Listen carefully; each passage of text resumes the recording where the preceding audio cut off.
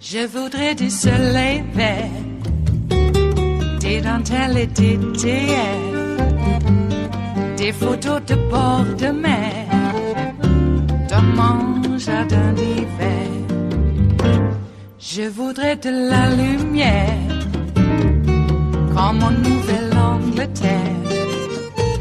Je veux changer d'atmosphère, dans mon jardin d'hiver. Ma fleur sous la pluie de novembre, tes mains qui courent, je n'en peux plus de t'attendre. Les années passent, il est loin, là je tombe. Nul ne peut nous entendre. Je voudrais du Fred Astaire, revoir un latte. Joining us now is Cliff Sloan. He was a clerk for Justice Stevens at the Supreme Court. He's now a visiting scholar at Georgetown Law School, just the next step in what has been a long career in public service, including in high-level positions at the State Department. Mr. Sloan, thanks very much for joining us tonight. I appreciate you making time on short notice.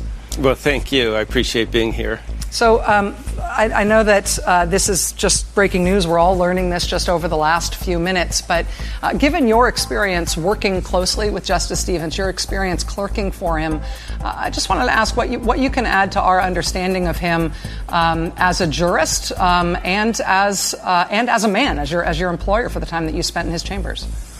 Well, let me start as a jurist. And he is truly one of the greats, unquestionably one of the greatest Supreme Court justices we have ever had.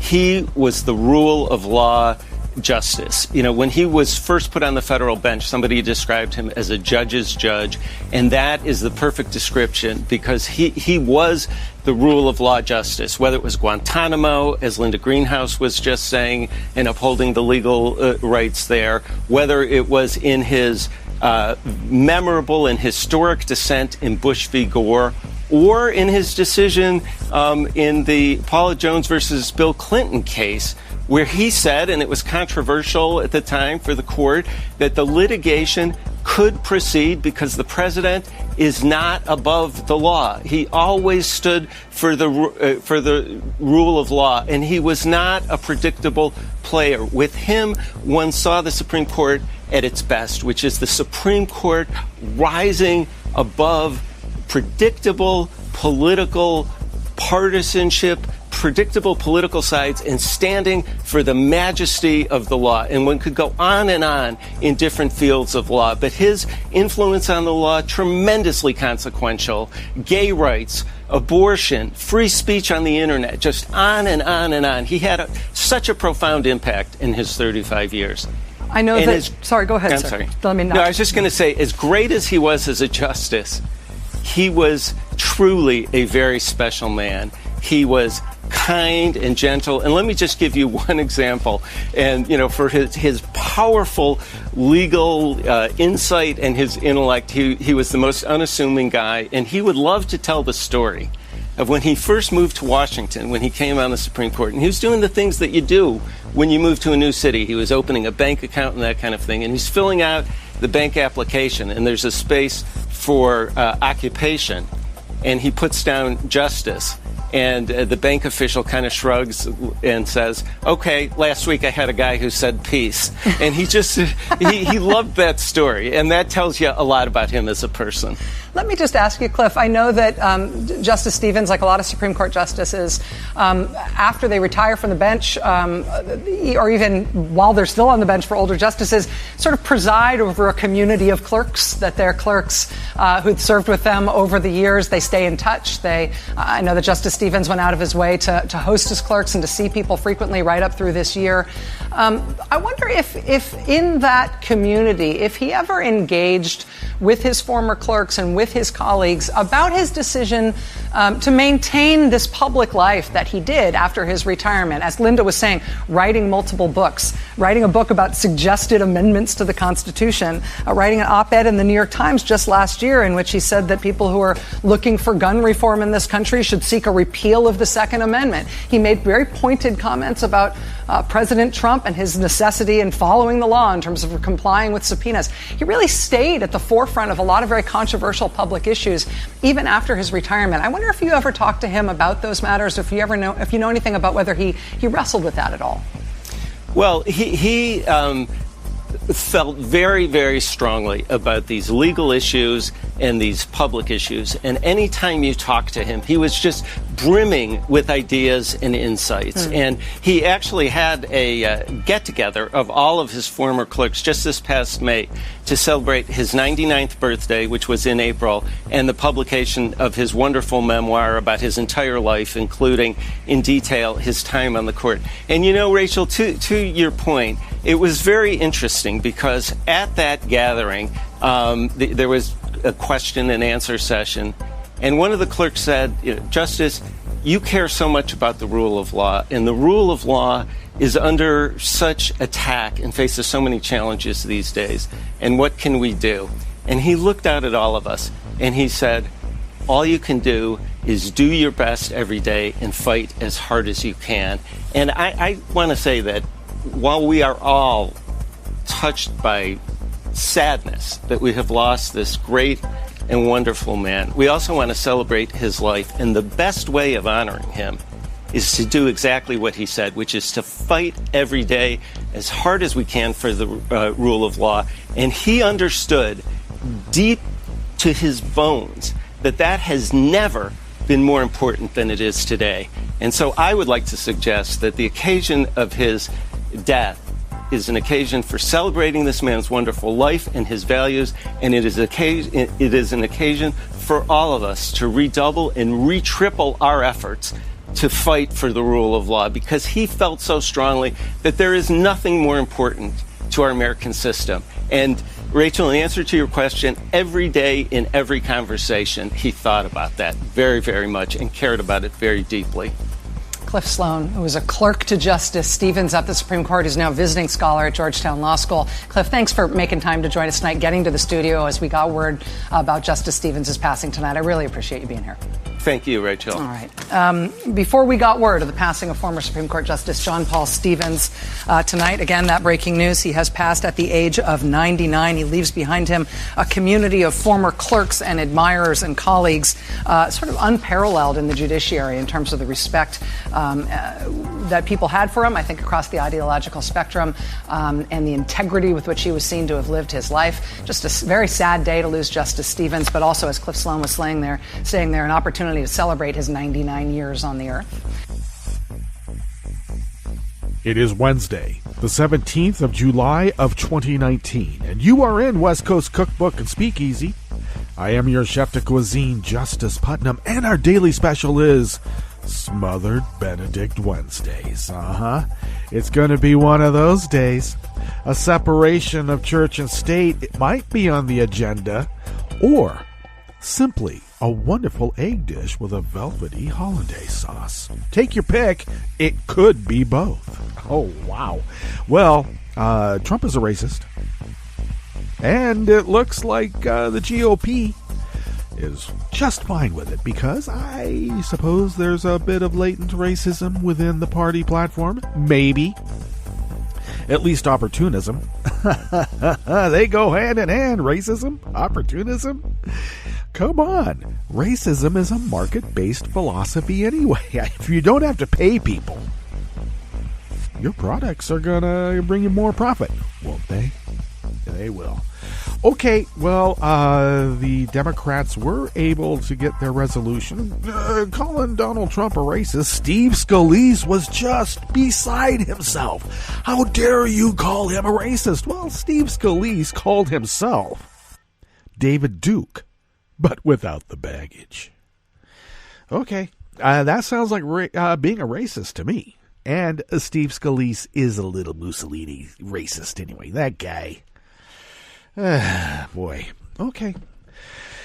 The majority of Americans are appalled at Trump's behavior, yet his numbers went up in the Republican Party, which says everything you need to know about the Repugs. Why else are they called the Repugs? Looks like a former Fox News host, Fox and Friends.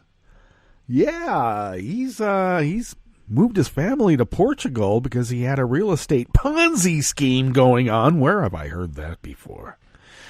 But he loved America so much that he had to leave because, well, the long arm of the law is coming after his rear, and if he thinks he can escape to Portugal, I guess he's never heard of Interpol, has he? Has he? Wow. Well, if he was a former Fox and Friends news host, he may not have heard about Interpol. They are that stupid. It looks like a federal court drove the final nail into Trump's effort to rig the census. Well, we'll see. This guy doesn't care about the rule of law. He'll just do what he wants to do. In fact, I think he's already done it. I think the effect of all this bombast is going to keep quite a few people from filling out the census. And he hopes it'll be people in major cities and metropolitan areas and where immigrants may be living, not knowing that America is pretty big and there's a lot of immigrants in rural areas. And if they don't fill out the census, it may impact those red areas because, well, that's how the census works. That's how appropriations work. To vote for Trump means that you really have to have like a maximum IQ of not very high. Not very high at all. I would probably say it might be hovering around or below 100.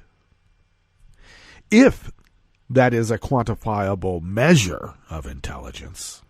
Well, I certainly blame the Trump voter. They are not a basket of deplorables. I think we need something bigger than a basket because 60-some-odd million voted for this guy. As far as we know. I mean, it could have been way less. Has it actually been proven that the vote was not manipulated? Because aren't we hearing right now hacking attempts into voting systems right now when there's not even an election going on? You know what you can't hack? Is paper and a pencil. Well, you could erase the pencil, so let's use a pen. I would expect Mitch McConnell to keep that from coming to the floor for a vote. No. The Democrats are just obsessed about election security. No, you can't use a pen. He's the one who called himself the Grim Reaper, and the Senate is the place where everything goes to die. The soul of America, dead. Institutions of America, dead. The great experiment, well, it's dying. Can we resuscitate it? As an American, I would say we better. What's on the rest of the menu here in the Bistro Cafe of West Coast Cookbook and Speakeasy? Well, of course, sad news. John Paul Stevens passed away last night at the age of 99, just not very long before he was going to turn 100, by the way. A great man, a funny man, a reasonable man. And he was known as the rule of law justice, but he should also be known as the last great conservative justice on the Supreme Court. That's how you can tell how far the Supreme Court has moved to the right. John Paul Stevens was considered a liberal. A liberal! Well, of course, the squad are called socialist, commies, anti-American because, oh, horrors, they actually propound upon Eisenhower Republican policies. Who called Eisenhower Republican policies commie socialists? Yeah, the Birchers. And the Birchers run the show pretty much right now. Oh, you call them the Freedom Caucus? They're Birchers. On the rest of the menu here in the Bistro Cafe, the Trump administration ignored ethics rules to replace scientists with industry polluters at the EPA. The House Oversight Committee is expanding its investigation after disturbing new revelations of how Betsy DeVos used her personal emails. And a veteran GOP strategist has a real concern over freshman Democrats raising $24 million over the last 3 months. After the break, we move to the chef's table, where Planned Parenthood sacked its leader as the organization decided to double down on abortion rights. And Germany's Ursula von der Leyen has become the first female EU president, winning on a platform of a greener, fairer, and rule-based Europe. All that and more on West Coast Cookbook and Speakeasy. Bon appetit.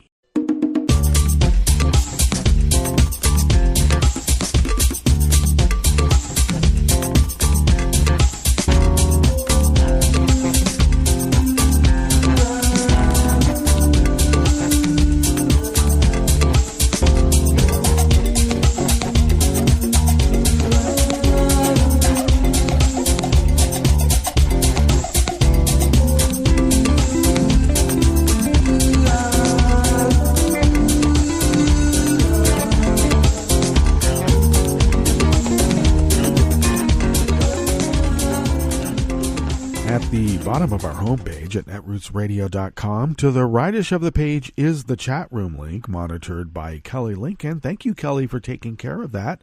And do please engage. It's there for all of us. If you would then take a look to the leftish of the page, at the bottom of our homepage at netrootsradio.com, there is the link to our Patreon site. And if you could, please become a recurring Patreon of Netroots Radio. That recurring contribution allows this Resistance Radio to keep resisting as the founders originally intended all those many years ago. So long ago, back even before the Bill of Rights. And we are doing our civic duty as Americans to resist as they intended. And we will continue to do so because of your generosity. And we've been doing it for 8 years, 24/7, 365 Resistance Radio. And thank you for your generosity. We would truly be unable to do this without you. If you would like to follow Netroots Radio on Twitter, it's so simple. Just go to @NetrootsRadio. Tom takes care of that, and we are forever indebted that he does. I take care of @Justice Putnam, and I also post the show notes and links diary on Daily Kos about 10 minutes before showtime, and then scramble. That's the word in the industry. Scramble to get those links up on social media. If you would like to follow the show on Twitter, do so @Cookbook West, and pick up podcasts by way of Spreaker, Stitcher, TuneIn, iHeart, YouTube, iTunes, and wherever fine podcasts can be found, mixed in with every single other podcast in the world. We are in the W's. Okay? You'll have to scroll down. Unless they have one of those setups where you can just click on the W and it'll take you right there. Then you look for the E's. That's how it works. I'm so old, I remember the Dewey Decimal System. What is the Dewey Decimal System? I'm sure Wikipedia will have it. Okay, well, let's take a look at this first offering here in the Bistro Cafe of West Coast Cookbook and Speakeasy. And it comes our way by way of Share Blue Media by Mike Stankiewicz. The Trump administration is continuing its streak of breaking ethics rules, this time by installing advisors at the Environmental Protection Agency. According to a new report by the GAO, that's known as the Government Accountability Office, by the way, the agency, led by Andrew Wheeler, disregarded federal ethics requirements when it replaced academic members of the EPA's advisory boards with industry-backed members who only care about corporate profits and lack the necessary scientific expertise. The purpose of the EPA's 22 scientific advisory committees is to advise the agency on important environmental science and public health and safety issues. But that doesn't matter when you're trying to make a quick buck now, does it? Oh, let's reintroduce that compound that kills the pollinators. Let's just do that again. Because we need to make some money now. Coal? Clean coal? Anybody who calls it clean coal is obviously in the death throes of the death of coal. The report found that 2 committees did not have documents reflecting EPA staff rationales for proposed membership as called for by EPA's established process, and did not consistently ensure that members appointed as government employees were free from conflicts of interest. Well, I am sorry, this is a new sheriff in town, and the only way to get a job in government now is if you have a conflict of interest. The report shows that the Trump administration rigged influential advisory boards to favor its polluter backers. Sheldon Whitehouse said in a statement on Monday. In the process, they also slowed down the work of the committees, delaying key decisions on whether to regulate potentially dangerous environmental hazards. The report also noted that the makeup of the EPA's 22 committees now includes far fewer academic scientists than they did under President Barack Obama, because this is what's known in international circles as diplomatic vandalism, and this is domestic vandalism because anything the black guy did has to be undone. Anything. Science? The black guy liked science. These attacks on independent advisory boards are only the latest attempt by Trump to destroy the agency tasked with protecting America's environment. Under Trump, the EPA has drastically reduced the number of enforcement actions against environmental lawbreakers and has weakened regulations at the behest of massive polluters.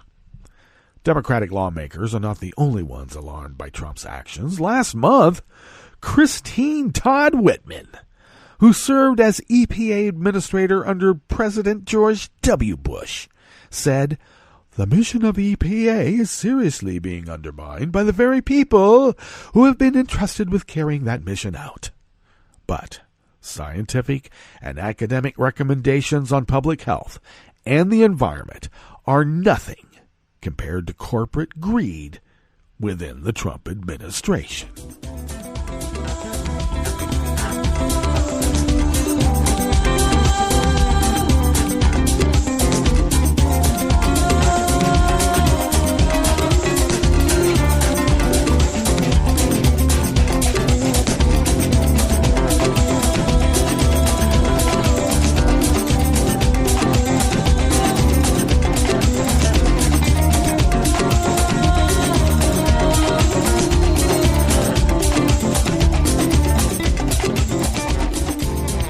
Dan Desai-Martin, also of Share Blue Media, brings us this next offering here in the Bistro Cafe of West Coast Cookbook and Speakeasy, Smothered Benedict Wednesdays.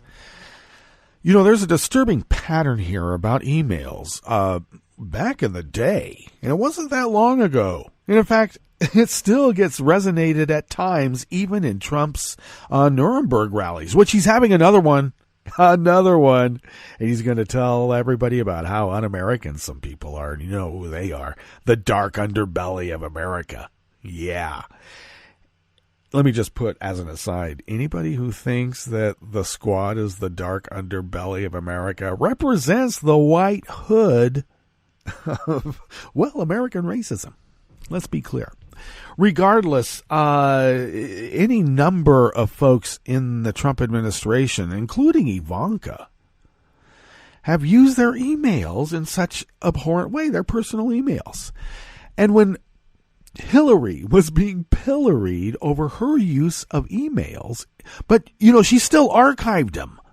They were still archived for the Presidential Records Act and all of that. And they took her to task and still do at his Nuremberg rallies. Lock her up, her emails. And at the time, for all those years, I wondered what sort of projection is going on here. I also thought they're gaming the refs. If people believe that Hillary Clinton used her emails in an untoward way, when it comes out that each and every one of these people have, including Betsy DeVos, and this is another gaming the refs. So Elijah Cummings, the committee's chair of the Oversight Committee, has decided that they're going to have to expand their investigation, the current investigation into DeVos already, because of disturbing new revelations that she violated federal law and withheld information from the committee when the Department of Education did not hand over emails from a personal account DeVos used to conduct official business. As a result, Cummings is demanding all records from her personal email accounts that relate to official government business. Oh, it sounds like a sternly worded letter. Well, the letter cites an internal Education Department investigation that revealed DeVos used her personal email roughly 100 times to conduct official business, but failed to properly preserve those records, as required by both Department of Policy and federal law. Further, the Department of Education violated the Freedom of Information Act when it failed to produce relevant documents in response to public requests. Well, Cummings gave DeVos until the 29th of July to turn over all her work-related emails from her personal accounts. In keeping with Trump's obstructionist attitude toward Congress, an Education Department spokesperson sought to minimize the potentially criminal behavior of her boss. Potentially? There is nothing to see here, Liz Hill told Politico, adding that the investigation by Congress was nothing more than political grandstanding. The issue of using personal email to conduct official business was a major issue in 2016 campaign. So if it's nothing more than political grandstanding, they ought to know. Save for one aspect in a country run by the rule of law. Hillary Clinton did not break the law. Betsy DeVos has, repeatedly, and has sought to cover it up.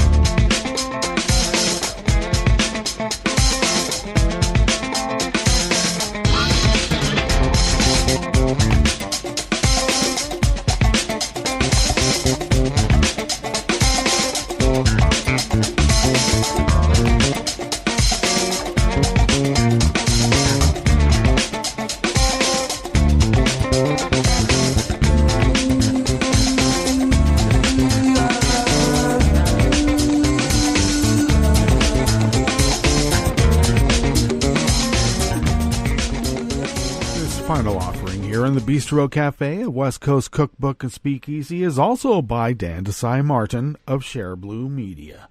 Well, a GOP strategist has a real concern about freshman Democrats raising $24 million over the last 3 months. Well, a staggering sum that will provide an early fortification for key House battlegrounds and complicate Republicans' attempts to reclaim the majority, he said. Democrats reclaimed the House majority after the 2018 midterm elections, and these fundraising numbers could be enough to scare away some would-be Republican challengers. Freshmen raising such a big amount so quickly, that causes real concern, Doug Hay, a veteran GOP strategist, said. One of the top fundraisers was, Representative Katie Porter, Democrat of California, Orange County, California, who defeated Republican Mimi Waters in the Orange, California seat in 2018. This quarter, Porter raised more than $1 million with an average contribution of just $42. The strength of my campaign comes from grassroots supporters who were energized by my work in holding special interests accountable and standing up for Orange County families, Porter said. I am proud to reject corporate PAC money and thankful for the thousands of working families who gave what they could. According to the Journal, 33 freshman Democrats raised more than $500,000 each over the past 3 months. And 23 start July with over $900,000 in the bank. While Democrats were successful in flipping control of the House in 2018, members are taking nothing for granted in 2020. The Democratic Congressional Campaign Committee, the DCCC, the party arm focused on the House, celebrated the overall fundraising strength of Democrats, especially in a non-election year. I'm an athlete, and my coaches always taught me that when you win in the off-season, you win in the regular season, and that was Sherry Bustos, Democrat of Illinois, chair of the DCCC. Freshman Democrats may be new to Washington, but judging from their fundraising numbers, they are eager to stay here and deliver on the promises they made to their constituents. All right, that brings us to our break, and when we come back from that break, we're going to go through weather from around the world and finish up with the stories that we have curated for you today. You are listening to West Coast Cookbook and Speakeasy, and we will be right back. You are listening to netrootsradio.com. Please hang up and try again.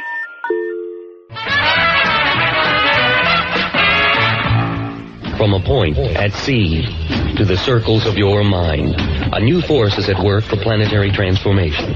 New radio for a new Earth.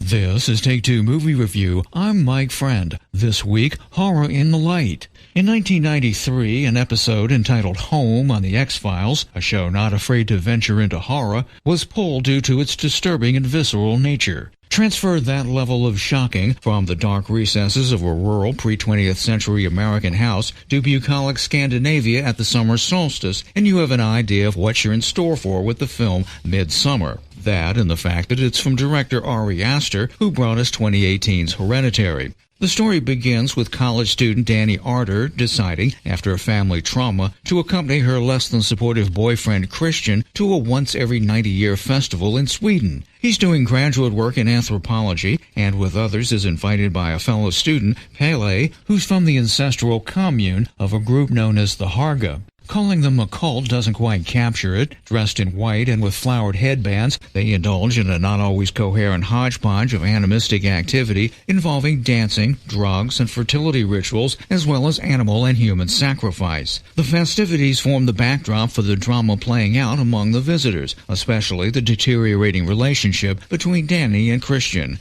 Astor's direction is unconventional. A sweeping vertical orbital shot of the visitors driving in telegraphs that you're indeed going somewhere upside down. There's little star power here. You may recognize the Maze Runner's Will Poulter, but it's up-and-coming British actress Florence Pugh who skillfully takes the Danny character from confused victim to a sort of sinister kingpin. It's unlikely you've seen a film like Midsummer before. It gets that with horror in broad daylight, there truly is no place to hide. This has been Take Two Movie Review. I'm Mike Friend. Catch up with us at take2moviereview.com and feed us back on our page on YouTube.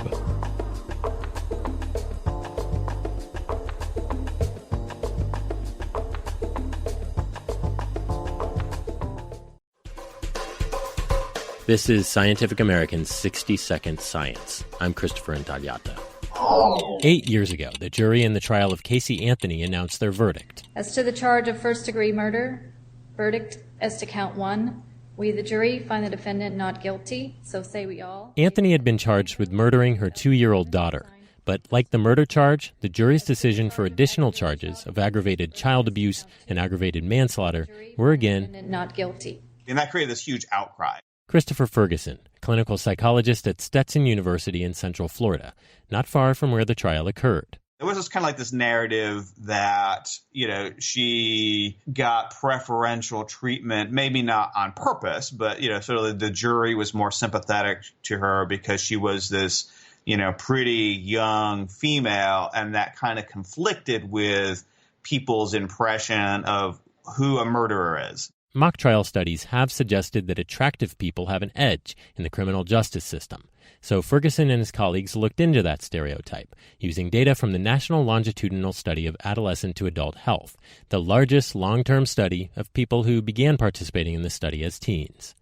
The interviewers asked the youth some multitude of questions and also rated the respondents' degree of attractiveness, a measure that's been used to examine links to health and wealth. In this case, Ferguson and his team looked at a subset of nearly 8,800 respondents and examined the correlation between attractiveness and arrest, conviction, and sentencing. After controlling for things like gender, race, and socioeconomic status, they found that attractiveness did have a protective effect, but only for females. Girls or women who are more attractive were less likely to be arrested if they had committed a crime and less likely to be convicted if they were arrested for that crime.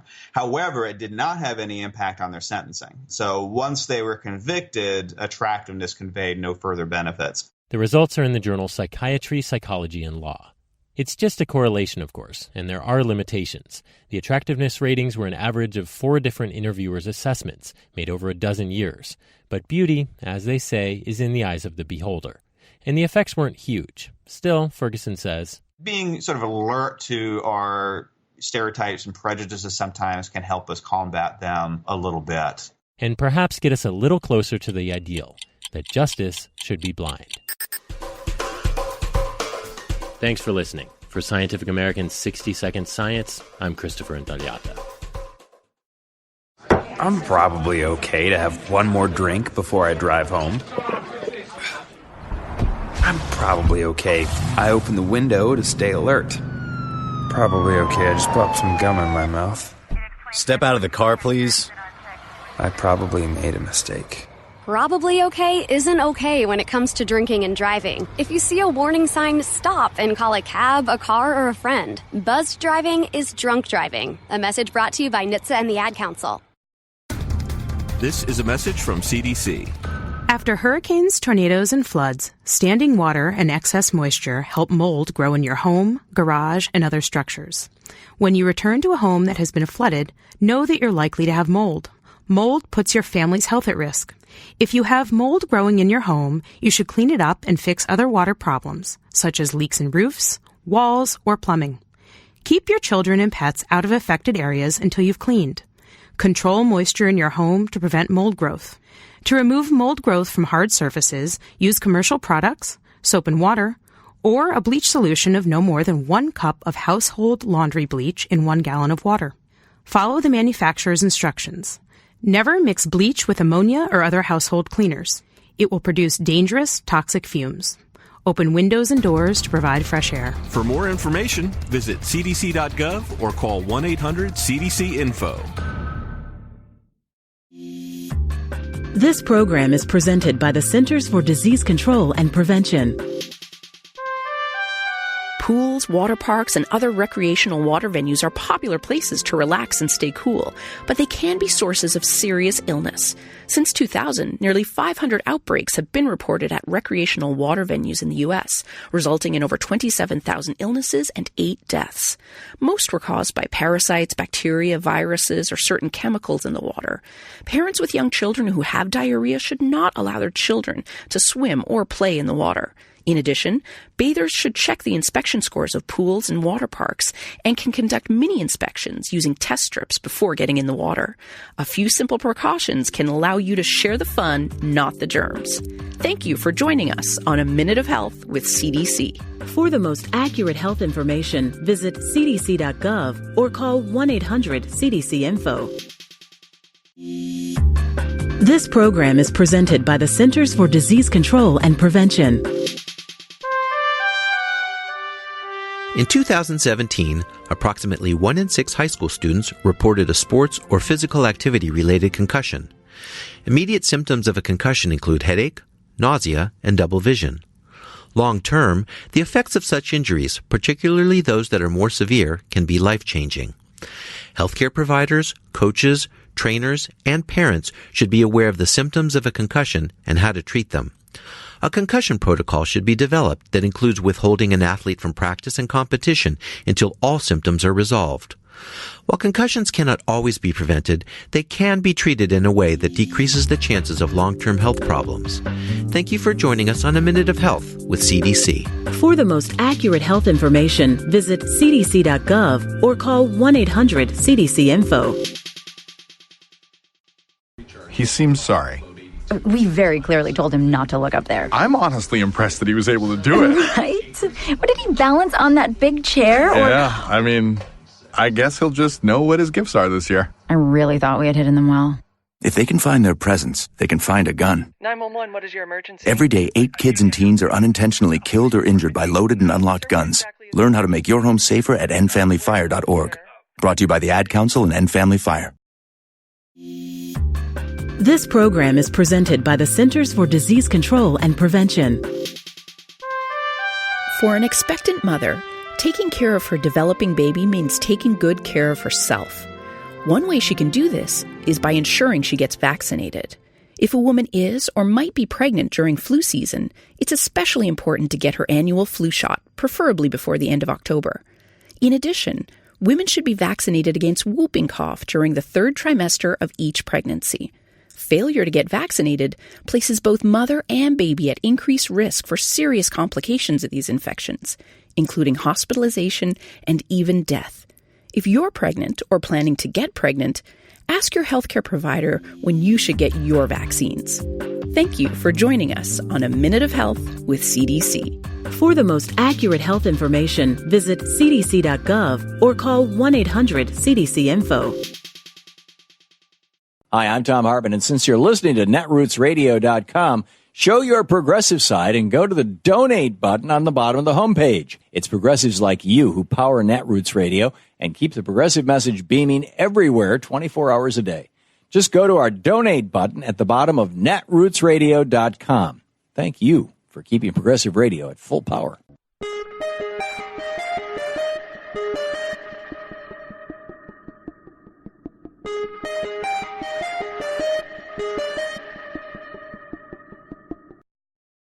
This Civil Liberties Minute is about prison labor and a high school.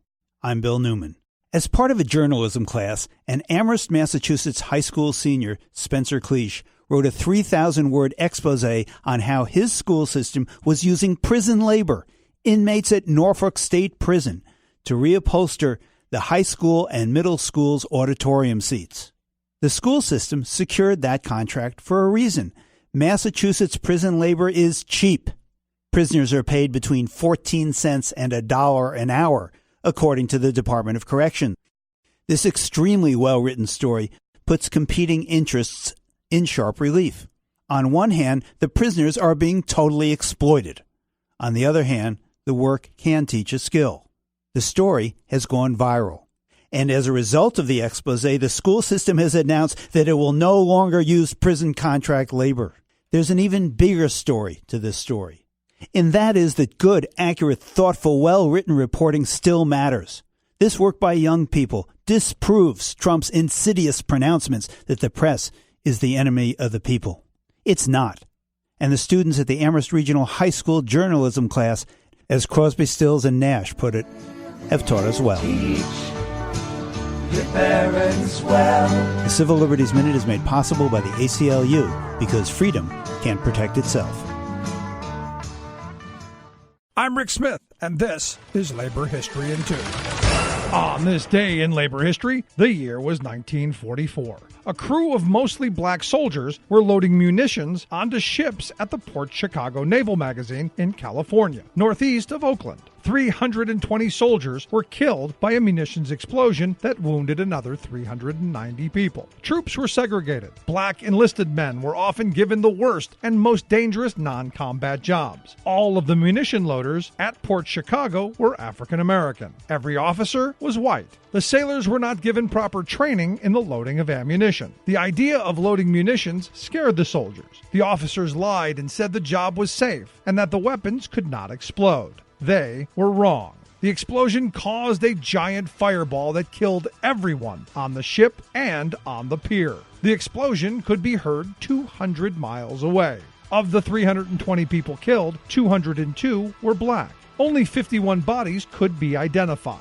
Ordinarily, soldiers traumatized by the death of fellow soldiers were given 30 days leave. None of the black soldiers, not even those who were hospitalized, got leave. All of the white officers did. Surviving soldiers refused to load munitions. For that, they were arrested. 40 were charged with mutiny. The rest of the soldiers were also punished. They were sent to the Pacific Theater, forced to do menial duty. Many received bad conduct discharges at the end of the war, making them ineligible for military benefits. Those charged with mutiny were sentenced to 15 years of hard labor. When World War II ended, the imprisoned soldiers' sentences were reduced to 2 years. And in 1999, President Bill Clinton pardoned one of the survivors, 79-year-old Freddie Meeks. Labor History in 2 brought to you by the Illinois Labor History Society and The Rick Smith Show.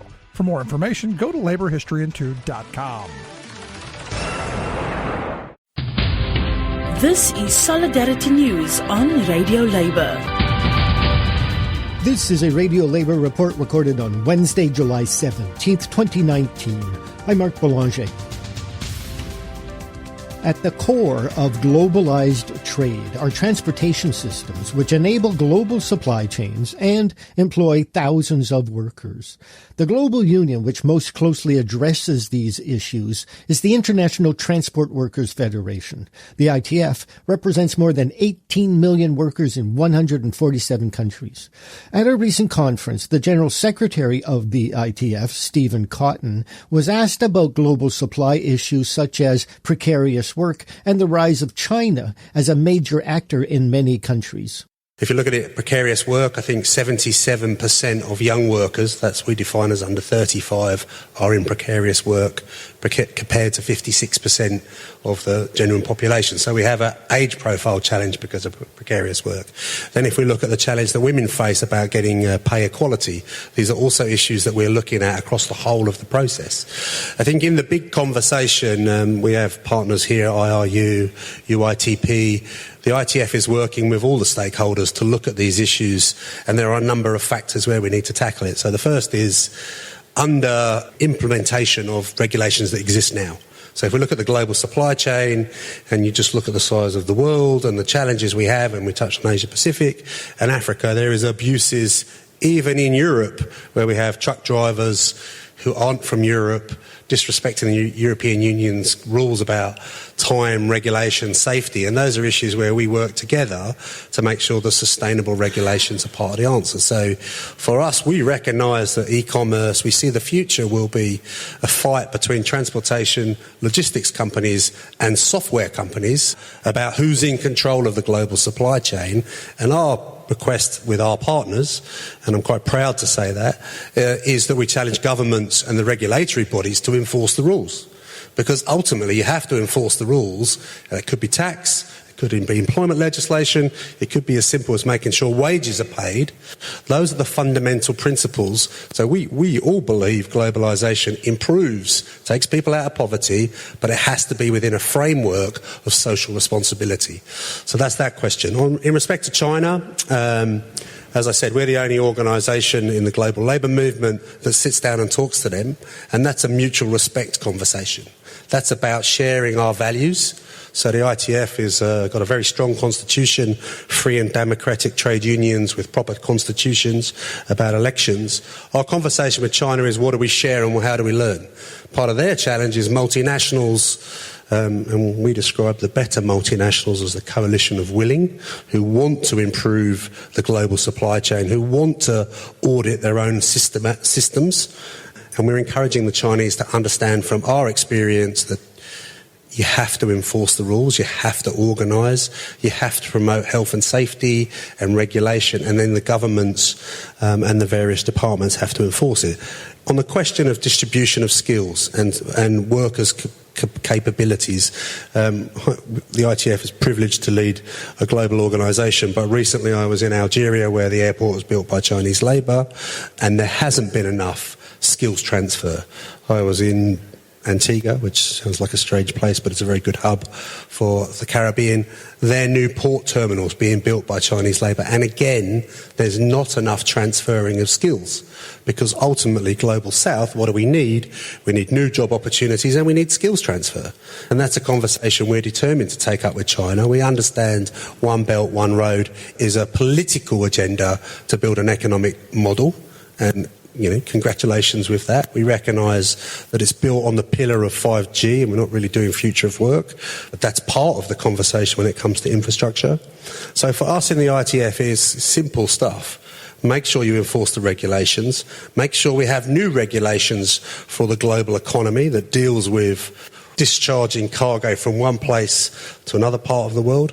We do need to deal with consistent legislation that makes sure the minimum standard and the framework protects the social, the worker, but also the communities across the supply chain as a whole. And that's it. International labor news you can use. Thank you for listening. And remember, it's all about global solidarity.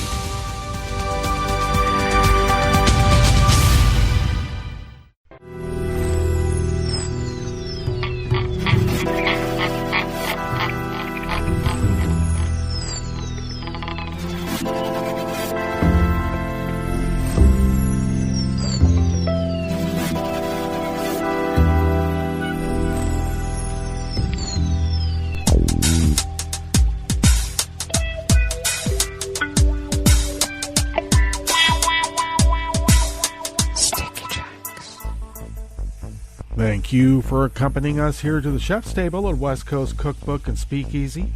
Smothered Benedict Wednesdays. We always begin, whether from around the world, along the banks of the Rogue River in the Rogue River Valley of Southern Oregon on the west coast of the continental United States of America, where it is currently 64 degrees Fahrenheit, slated for a high of 90 to 92.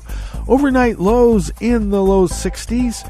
Expected high tomorrow only in the mid-80s, but it'll be in the upper 80s instead. No chance of rain, though we always like to think there might be somewhere. There might be, and it might be coming this way. We always keep hope. We keep hope. Winds are currently out of the east at a negligible 1 to 2 miles per hour. Will be shifting out of the west at 5 to 10 miles per hour, as is its usual rate. And then shift once again tonight out of the north-northwest, continuing at 5 to 10 miles per hour, and then out of due north tomorrow at 5 to 10 miles per hour. I call it a scouring wind. We like it. Dry conditions will continue. Grass pollen is high. The air quality index is at 11 parts per million, and the daytime UV index remains high at 9. Barometric pressure locally is rising at 29.83 inches. Visibility is at 9 miles, and relative humidity is at 83%, so a bit muggy too. Weather from around the world is brought to you by people's personal weather stations that they purchased. These people planted these purchased personal weather stations somewhere on their property, and these people positively live around the world. London is 78 and fair. Paris is 86 and sunny. Rome is 86 and sunny as well. Kiev is 68 and fair. Kabul is 86 and fair. Hong Kong is 84 degrees and partly cloudy. Tokyo is 74 degrees and partly cloudy. Sydney, Australia is 52 degrees and clear. San Francisco, California is 58 and mostly cloudy.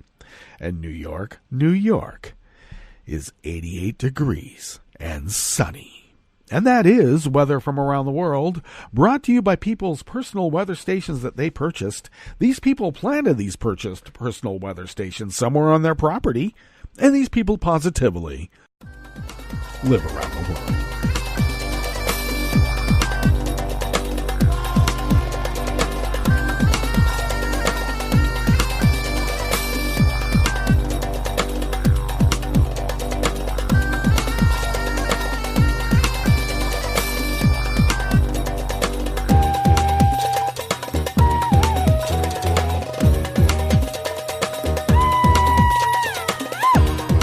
Anonymous worker bees at Reuters bring us this first amuse-bouche here at the chef's table at West Coast Cookbook and Speakeasy.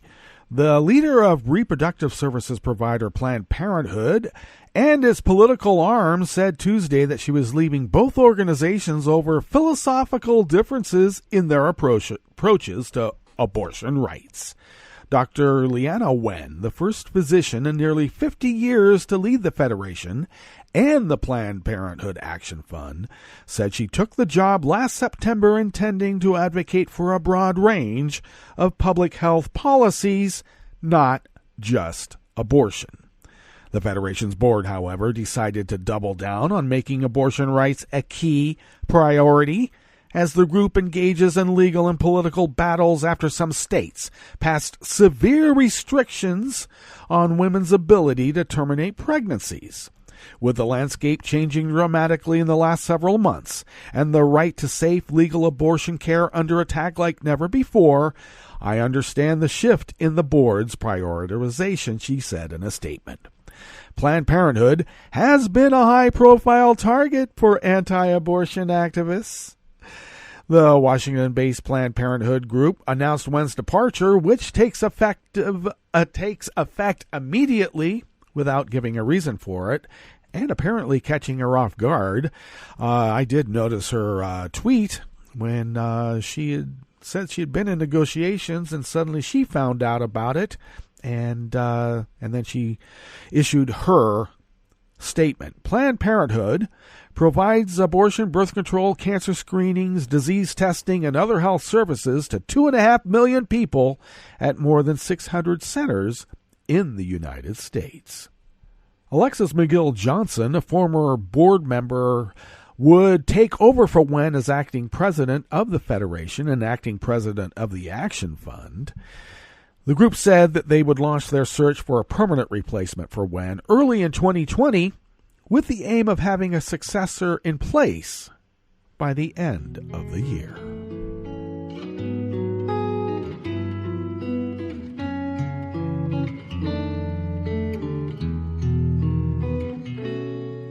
Je te donne c'est mon amour pour la vie entière.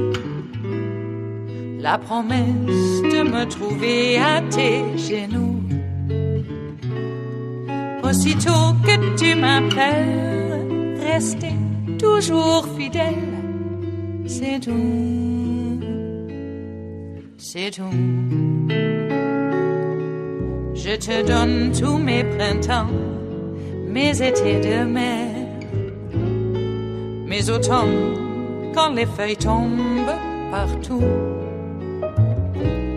Si ce n'est pas une bonne affaire, je te donne tous mes hivers. Fu Yun-chi of Reuters brings us this final amuse-bouche here at the chef's table at West Coast Cookbook and Speakeasy. Germany's Ursula von der Leyen secured European parliamentary approval to become the first female European Commission president on a platform of a greener, fairer, and rule-based Europe.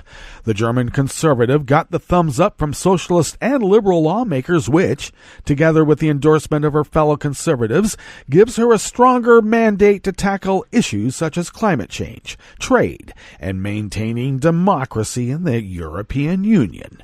Rejection by the EU legislature would have been a painful blow for a bloc beset by challenges ranging from trade to Brexit and erosion of democratic norms, and a headache for EU leaders who would have had to come up with another candidate in about a month. As head of the EU executive, von der Leyen will be in charge of trade negotiations, economic and climate policy for 500 million Europeans, and antitrust rulings involving powerful tech giants. She secured 383 votes to 327 against, and the threshold was 374. With 52% support, von der Leyen's victory margin was in line with recent trends. Current Commission President Jean-Claude Juncker received 56%, while his predecessor, Barroso, had 52% for his second mandate and 56% for his first term. Well, that brings us to the end of our broadcast period for the day, but you do know that Netroots Radio is going to broadcast on. In fact, we're going to meet up tomorrow for Metro Shrimp and Grits Thursdays. So do stay tuned to Netroots Radio all day and all night for all the breaking news as it breaks, and we'll meet up here tomorrow, right here in West Coast Cookbook and Speakeasy. Bon appetit.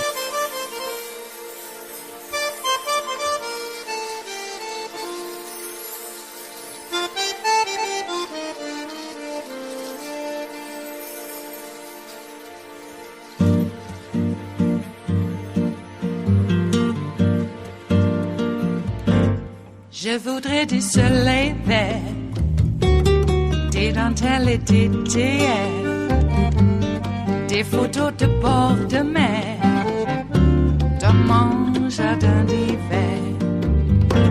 Je voudrais de la lumière, comme en Nouvelle-Angleterre. Je veux changer d'atmosphère, dans mon jardin d'hiver.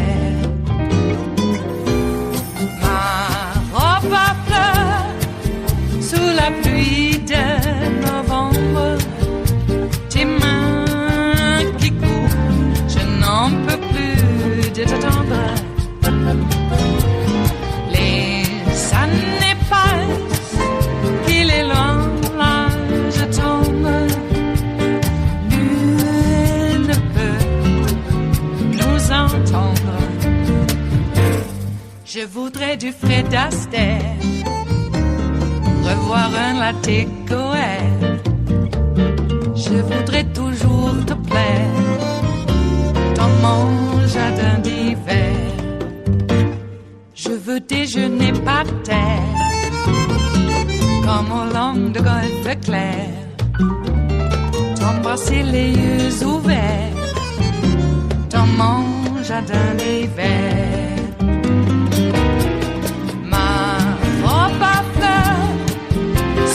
Pluie de novembre, tes mains qui courent, je n'en peux plus de t'attendre. Les années passent, il est loin, là je tombe. Nul ne peut nous entendre. Ba-da-da-dum-di-da-dum. Ba-da-da-dum-di-da-dum. Ba-da-da-dum-di-da-dum. Dans mon jardin d'hiver. Ba-da-da-dum-di-da-dum. Ba-da-da-dum-di-da-dum. Ba-da-da-dum-di-da-dum. Dans mon jardin d'hiver. Dans mon jardin d'hiver. Dans mon jardin d'hiver.